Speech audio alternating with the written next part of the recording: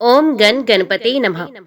बुधवार का दिन भगवान गणेश की कृपा पाने के लिए खास माना गया है। मान्यता है जो व्यक्ति सच्चे दिल से बुधवार का व्रत करता है और विधि विधान से गणपति बप्पा की पूजा और अर्चना करता है, उसके जीवन के सारे कष्ट विघ्न दूर हो जाते हैं। बुधवार व्रत जीवन में सुख समृद्धि और धन दौलत लाता है। ये व्रत धन प्राप्ति के रास्ते खोलता है और सारे बिगड़े काम बन जाते हैं। बुधवार व्रत में गणपति बप्पा की पूजा करने के बाद इस व्रत कथा को पढ़ना या सुनना चाहिए। गणेश जी की कहानी पढ़ने से या सुनने से व्रत का पूर्ण फल प्राप्त हो जाता है। तो चलिए आज की वीडियो के माध्यम से हम बुधवार व्रत कथा आपके सामने प्रस्तुत करते हैं। उम्मीद करती हूँ कथा का पूरा फल लेने के लिए आप कथा को शुरू से लेकर अंत तक जरूर श्रवण करेंगे, क्योंकि कथा का पूरा फल हमें कथा को पूरा सुनने से ही मिलता है। तो चलिए आज की इस कथा को हम शुरू करते हैं। प्राचीन काल की बात है। दंडकारण्य प्रदेश के नंदुर नामक प्रसिद्ध नगर में नामा नामक एक केवट रहता था। नामा अशिक्षित तो था ही, पूर्व कर्म के प्रभाव एवं संग दोष से वे अत्यंत कुटिल और क्रूर भी हो गया था। करुणा तो उसे छू भी न सकी थी। चोर कर्म में वे बाल्यकाल से ही अभ्यस्त हो गया था। उसकी आयु के साथ ही उसके दुर्गुणों में भी वृद्धि होती गई। यौवन में प्रवेश करने तक वे घोर तस्कर, मदमांस सेवी तथा परदारा और परधन का हरण करने वाला अत्यंत निर्मम नर पशु हो गया था। उसके दुष्प्रवृत्तियों के चरितार्थता में किंचित भी व्यवधान उपस्थित करने वाले का जीवन आरक्षित हो जाता था। नामा सर्वथा मिथ्या शब्द लेकर दूसरों का विश्वास भाजन बनना चाहता, किंतु मनुष्य का वध कर देना उसके लिए एक खेल था। शूद्र स्वार्थ पूर्ति के लिए वे निरीह व्यक्तियों की हत्या कर बैठता था। अधम नामा की क्रूरता से प्राय सभी लोग भीत और त्रस्त रहते थे। अतः विवश होकर नंदुर नगर के नागरिकों ने उसे निर्वासित कर दिया।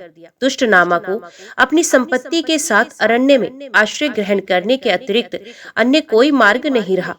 उसने नगर से दूर उपत्यका के सघन वन में ही आवास बनाना अपने लिए सर्वथा निरापद और उपयोगी समझा।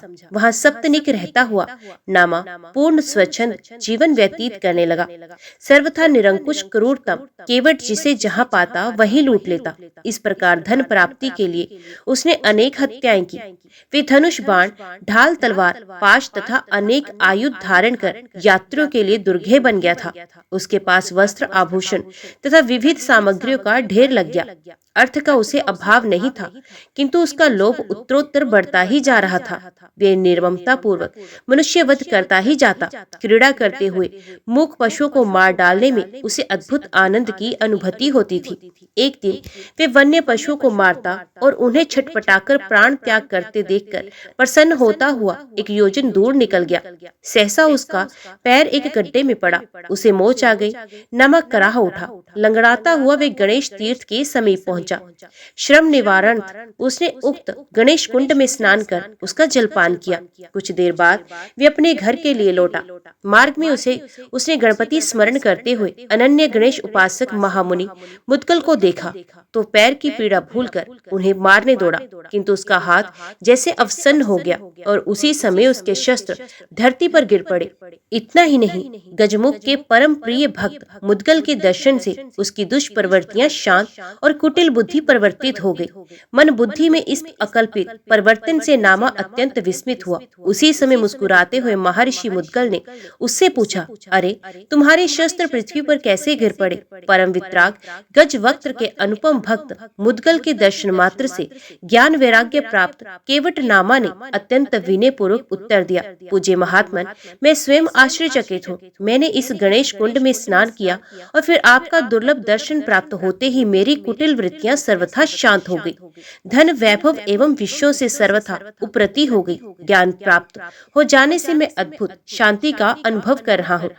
शुद्ध अंतकरण से पश्चाताप करते हुए केवट नामा ने अत्यंत श्रद्धा पूर्ण स्वर में हाथ जोड़कर आगे कहा, करुणामूर्ति महामुने, मैं अन्यतम दुष्ट और पापात्मा हूँ। मेरे पापों की कोई गणना और सीमा नहीं है। जन्म से इस क्षण तक मैंने अनिति, अनाचार, व्यभिचार और हिंसा ही की है। किंतु मैं निश्चय ही भाग्यवान भी हूँ।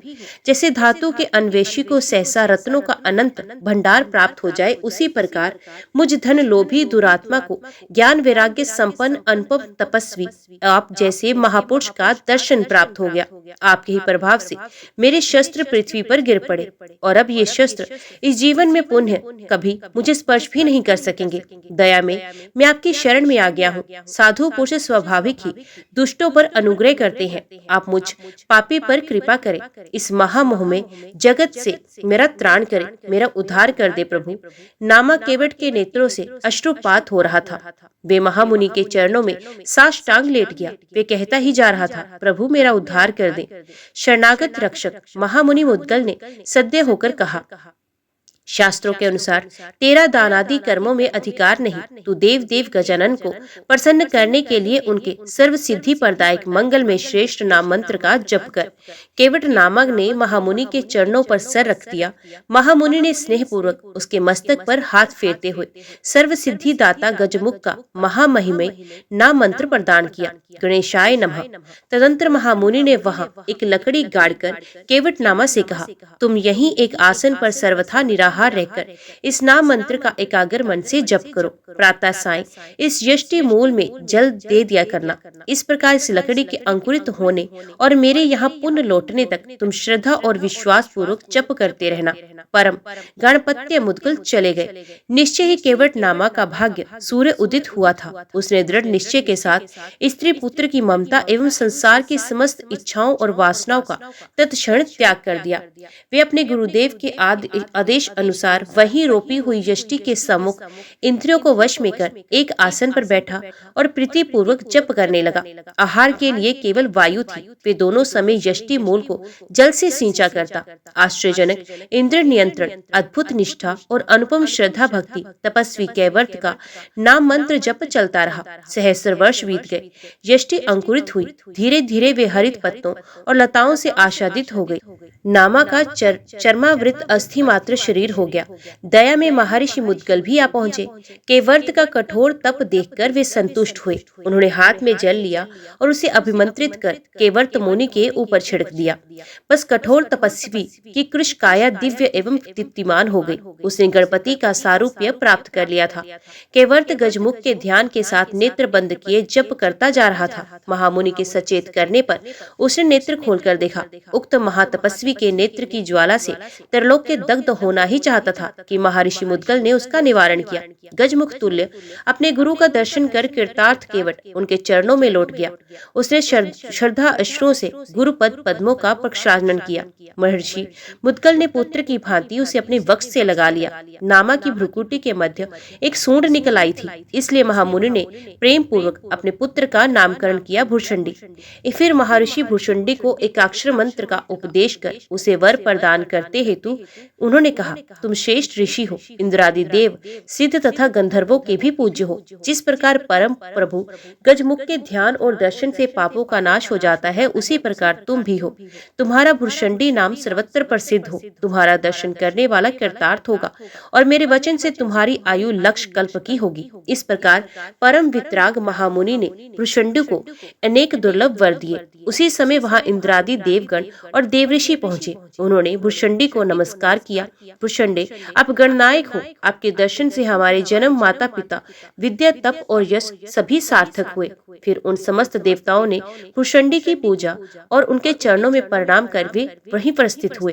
तदंतर देवादिदेव गजवक्त्र के अनन्य भक्त भूषुंडी ने वहां मंगल मूर्ति गणेश जी की अत्यंत सुंदर मूर्ति स्थापित की और वे उनकी षोडशोपचार से पूजा करते हुए उनके काक्षर मंत्र का जप करने लगे। उनके अलौकिक गणेश भक्ति एवं मंत्र जप के प्रभाव से उनके आश्रम के समीप रहने वाले हिंसक पशुओं ने अपनी सहज हिंसा त्याग दी।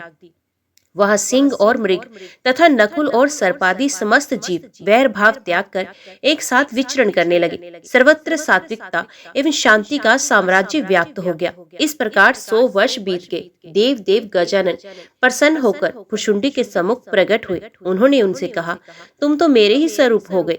अब तब क्यों करते हो? तुम सर्वथा कृतकृत्य हो। आयु पूर्ण होने पर तुम मेरा सायुज्य प्राप्त कर लोगे। भूषुंडी की भक्ति से प्रसन्न परम प्रभु गजानन गजानन ने आगे कहा, ये सथल सिद्धि प्रदान करने वाला नामल क्षेत्र के नाम से प्रसिद्ध होगा। यहाँ आकर मेरा दर्शन करने वालों की कामनाएं पूरी हो जाएंगी। भुरशुंडी ने प्रभु के चरणों पर मस्तक रख दिया और मुस्कुराते हुए करुणा मूर्ति सुमुख अंतर ध्यान हो गए। महिषामती पुरी के सधर्म प्रायण प्रजापालक नरेश का नाम वर्णे था। वर्णे परम प्राकर्मी तथा देवता और ब्राह्मणों के भक्त थे। ये प्रतिदिन नियम पूर्वक प्रीति सहित पुराण कथा श्रवण करते और धर्म पालन के लिए प्राण प्रस्तुत करते रहते थे। उनके सर्वथा अनुरूप उनकी रूप लावण्य संपन्ना पतिव्रता पत्नी का नाम पुष्पिका था। इन दंपति ने पूर्व काल में श्री गणेश जी को प्रसन्न करने के लिए अत्यंत निष्ठा पूर्वक सूखे पत्तों पर जीवन निर्वाह करते हुए दिव्य सहस्त्र वर्षों तक बड़ी कठिन तपस्या की थी। प्रसन्न गजमुख ने उन्हें वर प्रदान किया, मैं तुम्हारा पुत्र बनूंगा। जब सिंधुरासुर की स्वच्छंदता से तरलोक के भयक्रांत एवं पीड़ित हुआ, तब सर्वदा गज वक्त परली के वन में तरलोक के वंदिता जगत जननी उमा के यहाँ प्रकट हुए। उसी समय महिषामती नरेश वरण्य की पत्नी पुष्पिका ने भी प्रसव किया, किंतु उसके पुत्र को एक क्रूर कर्मा राक्षसी उठा ले गई। पुष्पिका मूर्छिता थी। आदिदेव शुंड दंड सुशोभित चतुर्भुज गजानन के आदेश से आशुतोष शिव ने नंदी के द्वारा उन्हें मूर्छिता वर्णे पत्नी पुष्पिका के समीप रखवा दिया। साध्वी पुष्पिका ने मूर्छा दूर होने पर जब अपने सम्मुख चतुर्भुज शिशु गजानन को देखा, तब वे भयवश कांपने लगी। रानी की परिचारिकाएं भी उस नवजात शिशु को देखकर भयक्रांत हो गई। विवशत उदास मन नरपति वर्णे ने उस लोकोत्तर शिशु को अरण्य में एक सरोवर के तट पर रखवा दिया। इसी समय महर्षि पराशर उसी पथ से जा रहे थे। उनकी दृष्टि उक्त अलौकिक नवजात चतुर्भुज गज वक्त्र शिशु पर पड़ी तो वे अत्यंत चकित हुए। महामुनि ने ध्यान पूर्वक उक्त शिशु के अरुणोत्पल चरणों में ध्वज अंकुश और कमल की रेखाएं देखी तो उन्हें समझते देर न लगी कि ये सर्व लोक त्राता पर ब्रह्म परमेश्वर लंबोदर मुझे सनाथ करने यहाँ विराज रहे हैं। मुनीश्वर ने उनके चरणों में अत्यंत श्रद्धा और भक्ति पूर्वक प्रणाम किया और अत्यंत प्रसन्नता पूर्वक उन्हें अंक में लेकर अपने आश्रम पर पहुँचे। महर्षि की परम सौभाग्यवती पत्नी वत्सला अतिशय स्नेह से उनका पालन करने लगी। अपने पुत्र के दिव्य दृष्टि संपन्न मुनिवर पराशर द्वारा लालन पालन का संवाद प्राप्त कर महिषामती नरेश वरण्य की प्रसन्नता की सीमा न रही। उन्होंने अत्यंत उत्साह पूर्वक पुत्र उत्सव का आयोजन किया। बाजे बजे अनेक धार्मिक कृत्यों के साथ ब्राह्मणों को विविध प्रकार के दान देकर वरण्य ने उन्हें आयापित कर दिया। हर्षातिरेक से उन्होंने घर घर मिष्टान वितरण करवाया। जब विश्व विपत्ति सिंधुर का गजानन के उद्धार कर दिया, तब इस समाचार से हर्षित हो वर्णे द्रुत गति से वहां पहुंचे। वे देवाधिदेव मूषक वाहन गजानन के पाद पद्मों में साष्टांग लेट गए। धरती की महान विभूति अपने पुत्र गजानन को त्याग देने के कारण उनका मन विकल विवल था और प्रभु के सम्मुख वे अत्यंत लज्जित थे। उनके नेत्रों से अश्रुधारा प्रवाहित हो रही थी। उन्होंने अपनी मूर्ता के लिए करुणामय देवेश्वर गजानन से बार बार क्षमा याचना की और वे उनका स्तवन करने लगे। दयामूर्ति मूषक वाहन ने वर्णे की स्तुति से संतुष्ट होकर उन्हें अपने वक्ष से लगा लिया और फिर उन्होंने उनसे उनके पूर्व कल्प के तप एवं अपने वरदान का उल्लेख करते हुए कहा, मेरे अवतार का कार्य पूर्ण हो गया, अब मैं अपने धाम जाऊंगा। परम प्रभु के स्वधाम गमन के संवाद से वर्णे ने अत्यंत व्याकुल होकर उनके अभेद चरण पकड़ लिए। उन्होंने देवेश से अत्यंत दीनवाणी में प्रार्थना की, करुणा सिंधु, आप इस त्रेताप्त जगत से मुक्त होने का मार्ग बताने की कृपा कीजिए। दयाधाम गजानन वही एक श्रेष्ठ आसन पर बैठ गए। वर्णे उनके सम्मुख श्रद्धा भक्ति की प्रीति मूर्ति की भांति हाथ जोड़े प्रभु के मंगल मूल मुखारविंद की ओर टकटकी लगाए देख रहे थे। उनके कान प्रभु की वाणी की ओर लगे थे। दया सागर गजामुख ने वर्णे के मस्तक पर अपना सर्वफलद मंगल में कर कमल रख दिया। तदंतर उन्होंने नरेश को आवागमन से मुक्ति प्राप्त करने के लिए अपना अमृत में उपदेश प्रदान किया। वे गजवक्त्र प्रदत्त अमृतोपदेश गणेश गीता के नाम से प्रसिद्ध हुआ, जो प्रत्येक गणपत्य का कंठहार है। इस प्रकार गणेश गीता के प्रथम श्रोता महेशमती नरेश वर्णे थे। जिस प्रकार महायुगेश्वर श्री कृष्ण प्रदत्त श्रीमद् भागवत गीता संपूर्ण वसुंधरा के लिए अमृतमय सिद्ध हुई, उसी प्रकार गणेश गीता अपने लघुतम कलेवर में भी उपयोगी प्रमाणित हुई। योगेश्वर श्री कृष्ण कथित गीता की प्राय समस्त बातें उसमें आ गई हैं। श्री गजानन अंतर ध्यान हो गए और परम कृतार्थ विरक्त वर्णे ने राज्य का दायित्व तुरंत अमात्व को सौंप दिया और स्वयं तप करने के लिए अरण्य में चले गए। श्री गजानन की कृपा से उनके चित्त वृत्तियां सर्वथा शांत हो गई तथा उनके तन मन और प्राण ही नहीं, उनके रोम रोम गजमुख के ध्यान में संलग्न हो गए। इस प्रकार परम भाग्यवान गजमुख भक्त वर्णे ने परम प्रभु गणेश का अक्षय सुख शांति निकेतन परम पावन धाम प्राप्त कर लिया। प्राचीन काल की बात है। सिंधु देश में पल्ली नामक एक प्रख्यात नगर में कल्याण नामक एक धन संपन्न सेठ था। कल्याण धर्माचरण संपन्न बुद्धिमान पुरुष था। वे दानी तथा देवता और ब्राह्मणों का भक्त था। उसके इंदुमती नामक साध्वी पत्नी थी, जो अत्यंत रूपवती, पति प्राणा और पति वाक्य प्रायणा थी। कुछ दिनों बाद उसके एक सुंदर पुत्र उत्पन्न हुआ। कल्याण ने प्रसन्नता पूर्वक बालक का सविधि जातकर्म संस्कार करवाया। ब्राह्मण को गोदान, वस्त्र, आभूषण तथा पुष्कल दक्षिणा प्रदान कर उन्हें संतुष्ट किया। तदंतर धनिक कल्याण ने देवज्ञों से बालक का नामकरण करने के लिए प्रार्थना की। संतुष्ट देवज्ञों ने कहा, ये बालक अत्यंत रिष्ट पुष्ट और बलवान है, इस कारण इसका नाम बल्लाल होना चाहिए। सप्तनिक कल्याण ने ब्राह्मण और देवज्ञों के चरणों में श्रद्धा पूर्वक प्रणाम किया। विप्रों और ज्योतिषियों ने पुत्र सहित धनिक दंपत्ति को आशीर्वाद प्रदान कर अपने अपने घर के लिए प्रस्थान किया। बल्लाल धीरे धीरे बढ़ने लगा। पूर्व जन्मार्जित शुभ कर्मों के फलस्वरूप उसकी अत्यंत सात्विक प्रकृति थी। वे माता पिता तथा गुरुजनों के चरणों में बड़ी श्रद्धा रखता, उन्हें सदा सम्मान देता, अपने समय वयस्क बालकों के साथ अतिशय प्रेम पूर्वक व्यवहार करता। इस कारण उसे प्राय सभी प्रसन्न रहते। उसे सबकी आत्मीयता और प्रीति प्राप्त होती थी। सभी बालक उसके साथ रहना चाहते थे, सभी उसके साथ खेलना चाहते थे। बाल सुलभ क्रीड़ा करते हुए भी वे बालकों को करुणामय विनायक की मधुर लीला कथा सुनाया करता। विनायक की मृण्मयी मूर्ति बनाकर पुष्पादि से उसकी पूजा करता। उसे देखकर उसके अल्पायु मित्र भी करुणा सागर विनायक की पूजा करने लग जाते। बल्लाल जब कुछ बड़ा हुआ तब वे अपने मित्रों के साथ नगर के बाहर जाने लगा। वे जहाँ कहाँ देवालय देखता, वहीं देव देव विनायक की पूजा प्रार्थना कर उनके चरणों में बार बार प्रणाम करने लगता। उसके मित्रगण भी बल्लाल का अनुसरण करते। एक दिन की बात है, बल्लाल अपनी बाल मंडली के साथ नगर के बाहर वन में चला गया। वहाँ समस्त बालकों ने क्रीड़ा करते हुए सरोवर में स्नान किया। फिर उसने एक सुंदर पत्थर लेकर उसे स्थापित कर उसमें गणेश जी की भावना कर ली। बल्लाल के साथ उनके मित्रगण अत्यंत प्रेम पूर्वक उस पर दुर्वाकुर और मंत्रार पत्र चढ़ाने लगे। कुछ बालक गणेश जी का ध्यान और कुछ उनके मंगलमय नाम का जप करने लगे। कुछ बच्चे नृत्य करने लगे। कुछ संगीत शिशु गणेश जी को प्रसन्न करने के लिए गीत गाने लगे। कुछ शिशुओं ने लकड़ी और पत्तों से मंडप निर्माण किया। कुछ बच्चे मानसिक पूजा के द्वारा और कुछ पत्र पुष्पादि से आनंद निधन गजबदन की उपासना में दत्चित हो गए। वे उन्हें धूप, दीप, नैवेद्य, फल, तांबूल और दक्षिणा अर्पित करते थे। उन गणेश भक्त बालकों में एक बालक पुराण की कथा कहने लगा और एक पंडितों की तरह उसकी व्याख्या करने लगा। इस प्रकार उनके तन, मन और प्राण गजवक्त्र में लीन हो गए।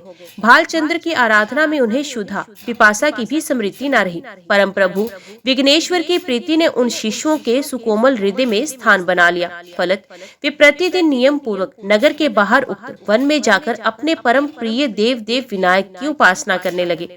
माता पिता शिशुओं को समझाते, बल्लाल का साथ छोड़कर समय पर भोजन आदि करने का आग्रह करते।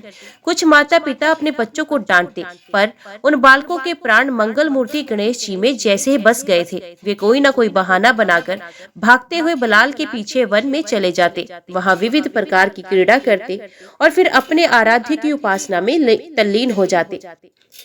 जब बालकों को वन में जाने से किसी प्रकार विरक्त करना संभव नहीं रह गया, तब उनके माता पिता अत्यंत कुपित होकर धनिक कल्याण के समीप पहुंचे। उन्होंने रोषपूर्वक धनपति कल्याण से कहा, सेठ, तुम्हारा पुत्र बलाल हमारे बच्चों का जीवन नष्ट कर रहा है। वे प्रतिदिन उन्हें साथ लेकर वन में जाकर पता नहीं क्या करता रहता है। हमारे अबोध बालक समय पर भोजन भी नहीं कर पाते। वे अत्यंत कृशकाय हो गए हैं। बच्चों के क्रुद्ध पिता कहते जा रहे थे, तुम अपने पुत्र को नियंत्रण में करो, अन्यथा हम सभी उसे दंडित करेंगे और इस दुष्टता से बचने के लिए हम नरेश के समीप जाकर तुम्हें राज्य के लिए अवांछनीय व्यक्ति भी सिद्ध करने का प्रयत्न करने में संकोच नहीं करेंगे। धनिक कल्याण पहले भी अपने पुत्र के संबंध में इस प्रकार की बात सुन चुका था। अब अनेक व्यक्तियों के तीक्ष्णतम बातों से वह अधीर हो गया। वे सहन नहीं रह सका, क्रोध से कांपने लगा। उसके नेत्र लाल हो गए। उसने तुरंत हाथ में एक डंडा लिया और उन्मत्त की तरह द्रुत गति से वन की ओर चल पड़ा। कल्याण क्रोध के वशीभूत हो चुका था। इस कारण उसकी विवेक बुद्धि सर्वथा लुप्त सी हो गई। उस समय उसके हृदय में पुत्र स्नेह नाम की जैसी कोई वस्तु थी ही नहीं। हाँफता कांपता वे वन में वहां पहुंचा जहां अपने सखाओं सहित बल्लाल देवाधिदेव विनायक की उपासना में तल्लीन था। ये दृश्य देखकर जैसे प्रज्वलित अग्नि में घृत आहुति पड़ गई हो। कल्याण क्रोध में तो था ही, यम तुल्य निर्दयी हो गया। रोषानल में जलता हुआ कल्याण अपने सरलतम भक्त पुत्र पर दंड प्रहार करने लगा। बल्लाल के मित्र प्राण लेकर भागे, पर हृदयहीन कल्याण अपने अबोध बच्चे की पशु की तरह पिटाई करता रहा। बल्लाल दंड प्रहार से चित्कार कर रहा था। उसके अंग प्रत्यंग दंडाघात से फट गए। उसने रक्त बहने लगा, फिर भी कल्याण उसे मारता ही जा रहा था। उसने मूर्छित बल्लाल को छोड़कर बालकों की निर्मत मंडप आदि को नष्ट कर दिया। उनके पूजा के उपकरण यत्र पत्र बिखेर कर सिंदूर पूजित गणेश जी के पाषाण विग्रह को उठाकर दूर फेंक दिया। तदंतर उस नरपुष्ट पशु ने लताओं और रस्सियों से बल्लाल के हाथ पैर खूब कसकर बांध दिए। ये बंधन इतना दृढ़ था कि सुकुमार बल्लाल अपने दांत आदि से किसी भी प्रकार उसे नहीं छूट सका। फिर निर्मम कल्याण ने अत्यंत कुपित होकर बल्लाल से कहा, यदि तूने किसी प्रकार मेरे घर में प्रवेश किया तो मैं तुझे जीवित नहीं छोड़ूंगा। अब तू यही वन में दिन रात खूब गणेश आराधना कर। तुझे गणेश ही बंधन मुक्त करेंगे और अन्न जल भी वे नहीं प्रदान करेंगे। बकता झकता कल्याण अपने घर लौट आया। संध्या काल निर्जन वन, निरण, निर्जल, घायल और सुदृढ़ बंधन में जकड़ा बल्लाल रोते रोते थक गया। वे पीड़ा से छटपटा एवं करा रहा था, किंतु अत्यंत कष्ट में विवैश्य पुत्र बल्लाल अपने प्राण आराध्य देव देव विनायक का ध्यान ही करता रहा। उसने व्याकुल होकर कहा, भक्त वत्सल प्रभु, आप विघ्नों का नाश करने वाले कहे जाते हैं। यदि आप दुष्टों और विघ्नों को समाप्त नहीं करते तो फिर आपका दुष्टांतक नाम कैसे प्रसिद्ध हुआ? जैसे शेष धरती को, सूर्यदेव प्रकाश को, सुधांशु सुधा को और अग्निदेव उष्णता को नहीं छोड़ते, उसी प्रकार आप भी अपने भक्तों का परित्याग नहीं करते। फिर बालक बल्लाल ध्वस्त मंडप एवं यत्र पत्र बिखरे पूजा के उपकरणों को देखकर दुख से व्याकुल हो अपने पिता को शाप देने लगा, जिसने मेरे परम प्रभु के मंडप को नष्ट किया, मेरे स्वामी देव देव विनायक के पावनतम विग्रह को फेंक दिया, पूजा के सभी उपकरणों को नष्ट कर दिया। वे निश्चय ही अंधा, बधिर, मूक और कुबड़ा हो। फिर अत्यंत निष्ठा के साथ बल्लाल ने कहा, यदि सर्व पूज्य गणेश जी में मेरी दृढ़ भक्ति है तो मेरा वचन सत्य हो। कोई मेरे शरीर को नष्ट करके भी आदिदेव गणेश जी की श्रद्धा भक्ति से मुझे विरत नहीं कर सकता। मेरा ये तन, मन और प्राण मेरे प्राण आराध्य गणेश जी पर समर्पित है। मैं कष्ट से तड़प तड़प कर इस निर्जन अरण्य में मृत्यु मुख में चला जाऊं, किंतु यहाँ से भागकर कहीं न जाऊंगा। अब उन्हें अपने करूण पिता के घर तो सुख मुख भी नहीं देखूंगा। सहसा भक्त प्राण सृष्टिपति देव देव विनायक ब्राह्मण के वेश में बल्लाल के सम्मुख प्रकट हो गए। उन दया में सर्व समर्थ विघ्न नाशक प्रभु की दृष्टि पड़ते ही बल्लाल के सुदृढ़ बंधन छिन्न भिन्न हो गए। उसका शरीर पूर्वत सुंदर और स्वस्थ हो गया। रक्त और घाव के चिन्ह का कहीं लेश भी नहीं था। अपनी ये प्रवृत्ति दशा, ये ब्राह्मण के तेज को देखते ही बल्लाल ने सोचा, निश्चय ही ये मेरे प्रभु है। और उसी क्षण भर प्रभु दर्शन से उसे निर्मल ज्ञान प्राप्त हो गया। बस उसने श्रद्धापूर्ण हृदय से परम प्रभु के चरणों में प्रणाम किया और गदगद कंठ से उनकी स्तुति करने लगा। प्रभु, आप ही मेरे माता पिता और बंधु हैं। आप ही चराचर जगत के कर्ता है। आप ही दुष्टों, खलों और साधुओं का निर्माण करते हैं और उन्हें बुरी भली योनियों में डालते हैं। आप ही संपूर्ण दिशाएं, आकाश, पृथ्वी, समुद्र, गिरिराज, काल, अग्नि, वायु, सूर्य, चंद्रमा, तारे, ग्रह, लोकपाल, वर्ण, इंद्रियां, औषधि और ताम्र आदि धातु रूप भी आप ही हैं। भक्त बल्लाल के स्तवन से प्रसन्न होकर सर्व पूज्य देव देव विनायक ने बल्लाल को अपने हृदय से लगा लिया और वे मेघ गंभीर स्वर में बोले, मेरा मंदिर ध्वस्त करने वाला नरकगामी होगा। मेरी आज्ञा से तुम्हारा शाप भी सिद्ध होगा। वे अंधा, बहरा, गूंगा और कुबड़ा तो होगा ही, उसके शरीर से रक्तस्राव तो होता ही रहेगा। उसका पिता उसे माता सहित घर से निकाल देगा। तुम्हारी जो इच्छा हो वे वर मांगो, मैं तुम्हारी प्रत्येक कामना पूरी करूंगा। बल्लाल ने प्रेम गदगद कंठ से गजानन प्रभु से वर की याचना की। करुणामय प्रभु, आप मुझे अपनी सुदृढ़ भक्ति प्रदान करें और इस क्षेत्र में आप स्थिर रहकर लोगों के विघ्नों की रक्षा करें। भक्त प्राणधन देव देव विनायक ने बल्लाल को अभिष्ट वर प्रदान करने हेतु कहा, मुझ में तुम्हारी अनन्य भक्ति होगी, मेरे नाम के पहले तुम्हारा नाम प्रख्यात होगा। इस नगर में बल्लाल विनायक नाम से गणपति प्रसिद्ध होंगे। भाद्र शुक्ल चतुर्थी को इस तीर्थ की यात्रा करने वालों की प्रत्येक कामना मैं पूर्ण करूंगा। इतना कहकर परम प्रभु विनायक अंतर ध्यान हो गए। भक्त बल्लाल की प्रसन्नता की सीमा न रही। उसका जन्म और जीवन सफल हो चुका था। वहाँ बल्लाल ने अत्यंत रमणीय गणेश मंदिर का निर्माण करवाया। तदंतर वहाँ विद्वान ब्राह्मणों के द्वारा देव देव विनायक की सुंदर मूर्ति की स्थापना करवाई गई। बल्लाल ने अत्यंत श्रद्धा भक्ति पूर्वक अपने प्राणनाथ विनायक प्रभु की षोडशोपचार से पूजा की, फिर परिक्रमा, प्रार्थना और बारंबार प्रणाम किया। वहाँ नाम जप, कथा, कीर्तन एवं विविध प्रकार के महोत्सव होने लगे। सर्वकामद बल्लाल विनायक के नाम से उक्त गणेश विग्रह की सर्वत्र ख्याति हो गई। ठीक उसी समय बल्लाल का पिता धनपति कल्याण मूक, अंध और बधिर हो गया। उसके शरीर से जहाँ तहाँ रक्तस्राव होने लगा और दुर्गंध निकलने लगी। पति प्राणा इंदुमती अपने पति की सहसा ऐसी दुर्दशा देखकर व्याकुल हो गई। वे सोचने लगी, मेरे पति देव धर्मपरायण, दानी एवं देवता तथा ब्राह्मणों के भक्त हैं, इनकी शास्त्रों में निष्ठा है, पर नारी पर इन्होंने कभी कुदृष्टि नहीं डाली। फिर ऐसे निष्पाप पुरुष की अचानक ये दयनीय स्थिति कैसे होगी। कल्याण प्रिया इंदुमती दुख से व्याकुल होकर रुदन करने लगी।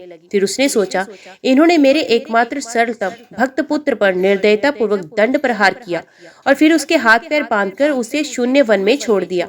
कहीं उस भक्त बालक के प्रति दुर्व्यवहार का ये भयानक कुफल उन्हें प्राप्त न हुआ हो। इंदुमती दुख से अधीर और व्याकुल थी। वे नगर निवासियों के साथ उक्त वन में जा पहुंची, जहां उसके पति ने बल्लाल को पीटकर, उसके हाथ पैर बांधकर उसके उस जन शून्य वन में उसे एकाकी छोड़ दिया था। इंदुमती ने देखा, वहां पर सिंदूर परिपूरित चतुर्भुज त्रिनेत्र भालचंद्र की चित्ताकर्षक सुंदर मूर्ति है और उनके सम्मुख सरलता, निश्चलता एवं भक्ति का सजीव प्रतीक हाथ जोड़े ध्यान सत कुमार बल्लाल बैठा है। उसके दीप्तिमय अंग पर दंड प्रहार जनित कहीं कोई चिन्ह नहीं था। अपने प्राण प्रिय पुत्र के शांत स्वरूप को देखकर इंदुमती ने क्रोध वेश में नागरिकों से कहा, तुम लोग मेरे पुत्र को देखो। तुम लोगों ने मेरे पति से सर्वथा झूठी बात कही थी। यदि इसी देवोपम बालक से तुम्हारे पुत्रों को जीवन नष्ट हो रहा था, तब अन्य किसी बालक के साथ उनका जीवन उन्नत हो सकेगा।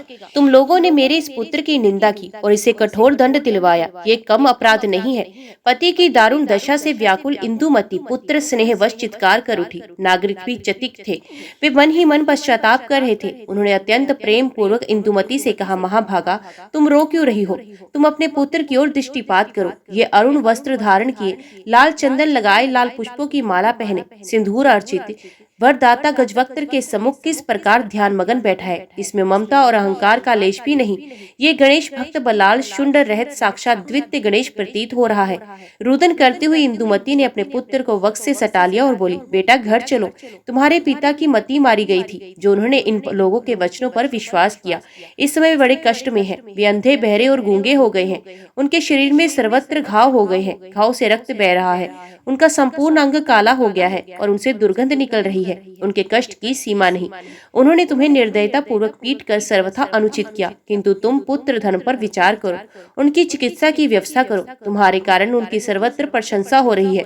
सत्पुत्र और यशस्वी संतान को अपने माता पिता की आज्ञा का पालन करना चाहिए। उनका आदर सत्कार तथा पालन पोषण करना सर्वथा उचित है। तुम औषधि, मंत्र तथा देव प्रार्थना आदि के द्वारा जिस प्रकार संभव हो अपने पिता को स्वस्थ करो, जिससे मेरा सौभाग्य बना रहे।